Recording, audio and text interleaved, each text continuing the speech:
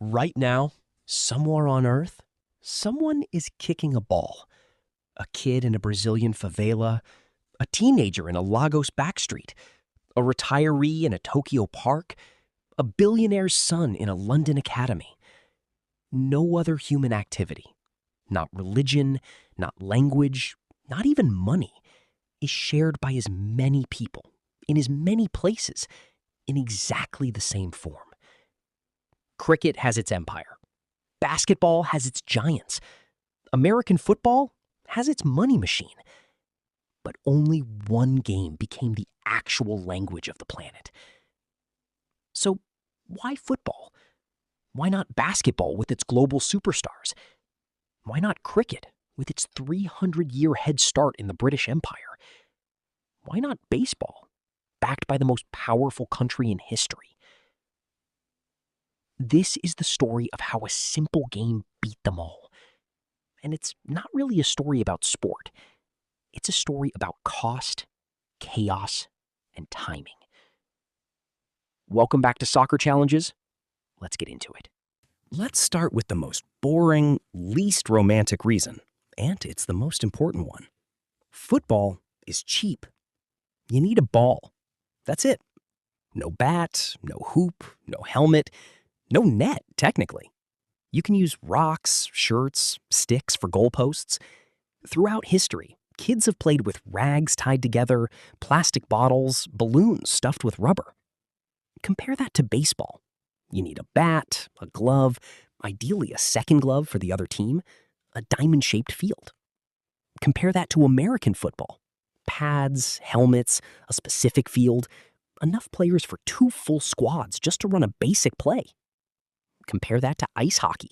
Skates, sticks, a rink, and in most of the world, ice, which is a geography problem, not just a money problem. Football has almost zero barrier to entry. You need one ball and a flat-ish surface, and you can have a game with literally any number of people. 2 kids passing in an alley counts. 11-a-side is the formal version, but the sport scales down to nothing and up to anything. This matters enormously for how a sport spreads. A sport doesn't conquer the world in stadiums first. It conquers the world in streets, school playgrounds, and dirt lots. The places where poor kids in poor countries first fall in love with a game. Football optimized for exactly that environment in basically every country on Earth, simultaneously. Football's spread wasn't organic. It had a delivery system, and that delivery system was the British Empire. In the second half of the 1800s, Britain codified football's rules. The Football Association formed in 1863, right as British sailors, merchants, engineers, soldiers, and schoolteachers were spreading across literally every continent. Wherever the British went to build railways, run ports, or administer colonies, they brought football with them as recreation. Local populations picked it up, partly because it was fun, partly because it was cheap, and partly because, unlike cricket, you didn't need British equipment or British class manners to play it. Cricket spread through the same empire, but cricket carried something football didn't: a heavy cultural and class apparatus. Whites-only clubs, expensive gear, matches that took days. It became huge in places with deep, sustained British settlement: India, Pakistan, Australia, the Caribbean. But it never broke out of the former empire, because it was never built to. Football, by contrast, slipped past all of that. By the early 1900s, it had already taken root in Argentina, Brazil, Italy, and across Africa, often introduced by British workers and sailors passing through ports with zero formal colonial structure behind it. It didn't need an empire to administer it. It just needed someone to kick a ball in a public square, and the next several kids figured out the rest. This is the accident at the heart of football's global spread.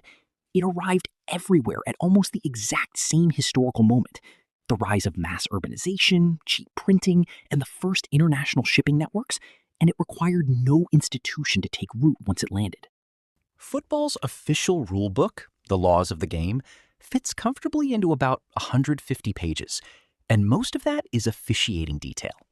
The actual game can be explained in one sentence: kick the ball into the other team's net more times than they kick it into yours, without using your hands. That's the whole sport. A 5-year-old understands it after one explanation. Compare that to American football, where you need to understand downs, line of scrimmage, eligible receivers, multiple types of penalties, and a scoring system with 4 different point values before you can follow a single drive. Compare that to cricket, where a test match can run 5 days and end in a draw, and explaining leg before wicket to a newcomer has broken stronger relationships than money ever has. This simplicity isn't an accident of laziness. It's football's superpower for spectator conversion. A first-time viewer of football understands the stakes of every single moment. Ball near goal, danger. Ball goes in, joy. There's no rule book between the viewer and the emotion. That's an enormous advantage when you're trying to convert 1 billion casual viewers into fans, not just in 1900, but on YouTube and TikTok today. Here's a subtler point. Football's clock runs continuously. 2 45-minute halves, almost no stoppages, no commercial breaks built into the structure of the game itself. This sounds like a disadvantage for American broadcasters, and for decades it was treated as one, because you can't sell as many ads. But it's precisely why football travels so well across cultures and devices. A 90-minute match has rhythm, tension that builds without interruption, and an ending that arrives without warning. It feels like a story, not a series of timed segments. This also makes football radio-friendly, which mattered enormously in the 20th century. Before TV, before highlight reels, football could be narrated continuously, which meant it spread through countries with low TV penetration just as effectively as those with high penetration. Cricket commentary works similarly, but a cricket match takes 5 days. Football gives you the entire emotional arc of a contest in an afternoon. So why didn't basketball, with its genuinely global superstars, or American football, with its enormous TV revenue, ever catch football? Basketball came closest. It's also cheap. 1 ball, 1 hoop, even a makeshift hoop nailed to a wall works. It spread through American missionary and educational networks early in the 1900s, similarly to football's British networks. But basketball had 2 disadvantages. It needed a hard, flat surface and a hoop at a specific height, which is a bigger ask than find a flat patch of dirt. And critically, basketball professionalized its global commercial push late. The NBA didn't seriously globalize until the 1990s, nearly a century after football's institutions. FIFA, founded 1904, had already built international competition structures. By the time basketball's marketing caught up, football already had the World Cup as the most watched event on the planet. American football never had a chance at true globalization, and the reason is brutally simple. It requires specialized, expensive equipment and large rosters just to field a team. And the rules are dense enough that converting a foreign audience takes real effort. It's also tied tightly to American culture, college systems, specific media packaging that doesn't export cleanly.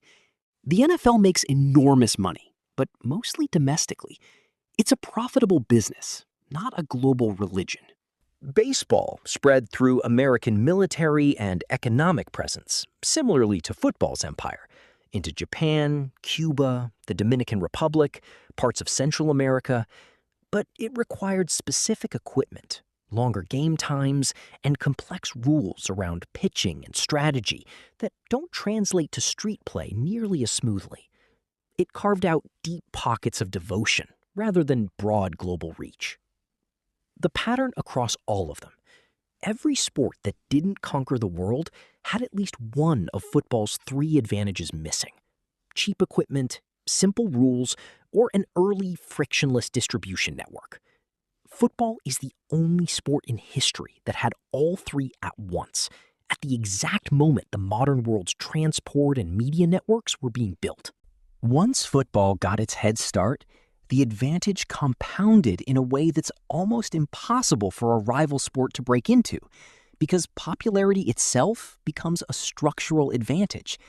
More fans means more broadcast money. More broadcast money means better leagues can pay better players. Better players create more compelling spectacle. More compelling spectacle creates more fans.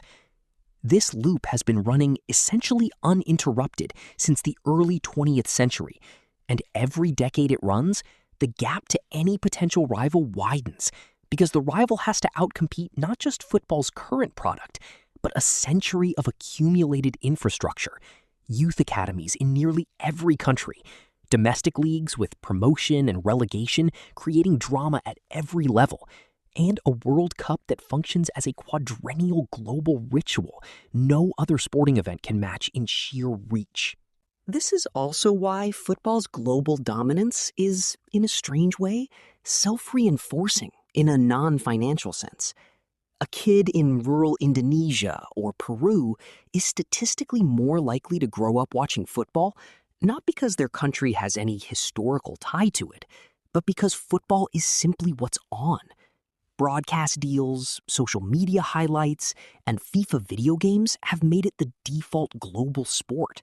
The same way English became the default global second language, not because it's inherently superior, but because critical mass creates its own gravity.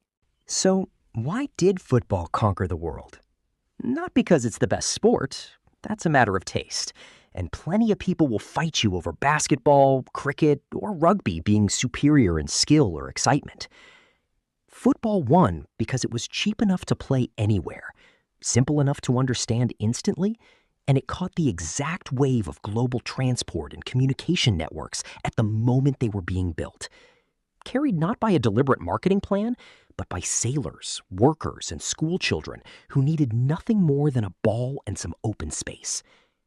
Every rival sport needed something football didn't.